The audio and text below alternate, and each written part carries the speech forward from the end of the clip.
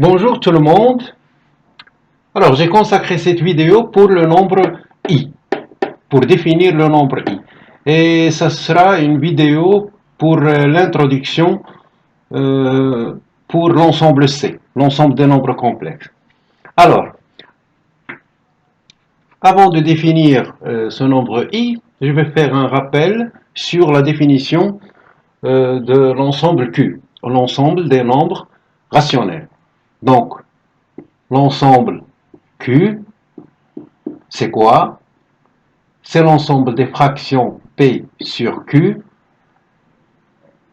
oui, avec P appartient à Z, oui, l'ensemble des nombres relatifs, et Q appartient à Z étoile. Z étoile, ce n'est rien que Z moins le singleton 0. Pourquoi? Parce que le Q ne peut pas avoir la valeur 0. On ne peut pas prendre la valeur 0. Ok? Et en plus de ça, la condition que P et Q soient premiers doit être vérifiée dans cette fraction. Qu'est-ce que ça veut dire P et Q sont premiers entre eux? C'est-à-dire que le plus grand diviseur commun entre P et Q, c'est 1. Donc, c'est une fraction irréductible. Ok? Attention, P et Q, ce ne sont pas des nombres premiers, ils sont premiers entre eux. Bien sûr, si P et Q sont premiers, la condition est vérifiée. Ok? J'espère que je suis clair. Alors, après avoir construit ce nombre Q, on a pensé que c'est l'ensemble qui couvre tous les nombres qui existent dans la nature. Mais malheureusement, ça n'a été pas le cas.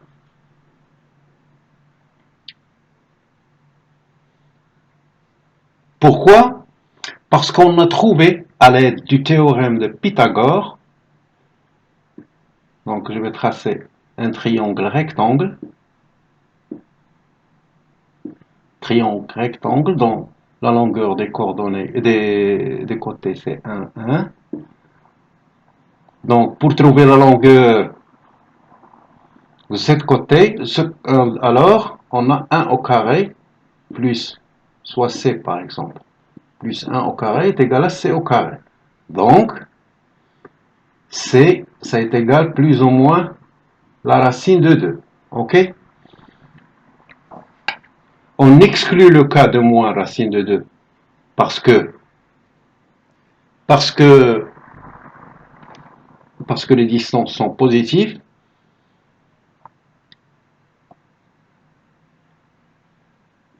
Donc la longueur de ici, c'est juste une notation, racine de 2.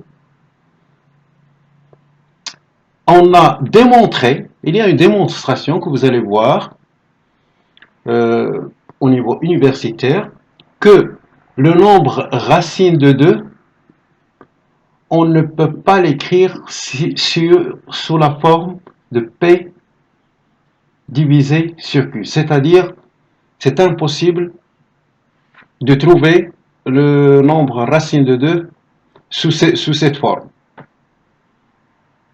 Donc, on a été obligé de construire un ensemble, l'ensemble R, l'ensemble des nombres réels. C'est un ensemble qui est plus grand que Q. Parce que la racine de 2, c'est pas l'unique nombre qu'on ne peut pas écrire sous la forme P. Racine de 3, il y en a plusieurs, une infinité. Donc, on a construit R avec Q est inclus dans l'ensemble R. Ok? Alors, l'ensemble R que vous connaissez, c'est l'ensemble le plus tangible qui existe. C'est un ensemble réels. Ok? Après ça, on a trouvé des difficultés pour résoudre les équations de la forme de degré 3, c'est-à-dire des équations de cette forme.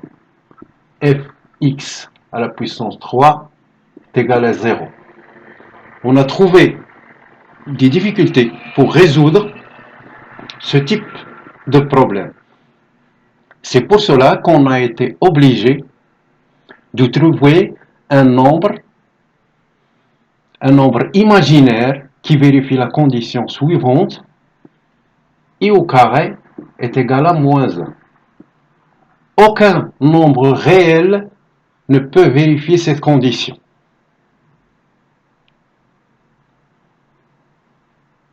Ce qu'on connaît, c'est que dans R, que le carré est toujours une valeur positive. Ce qui n'est pas pour le cas de I. D'accord? Avec les mêmes démarches, on a construit un ensemble, disons, imaginaire, qui n'existe pas, et c'est une extension de l'ensemble R, avec R est inclus dans cet ensemble l'ensemble des nombres complexes. Tous les nombres complexes qui existent dans C s'écrivent sous la forme Z est égal à A plus IP, avec A la partie réelle,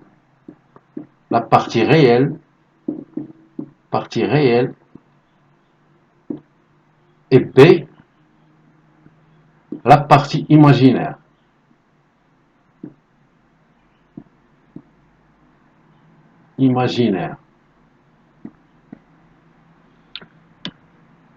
Et vous allez voir, même si ce nombre est imaginaire, il joue un grand très important pour l'étude des phénomènes périodiques, surtout lorsqu'on le combine avec la fonction exponentielle, la fonction exponentielle de x. Il joue un rôle très important, surtout dans l'électromagnétisme, et il nous aide à modéliser, à résoudre beaucoup de phénomènes, surtout les phénomènes périodiques. Ok? Donc je m'arrête là. Dans la vidéo prochaine, je vais parler des nombres C, ok? Et de leurs propriétés.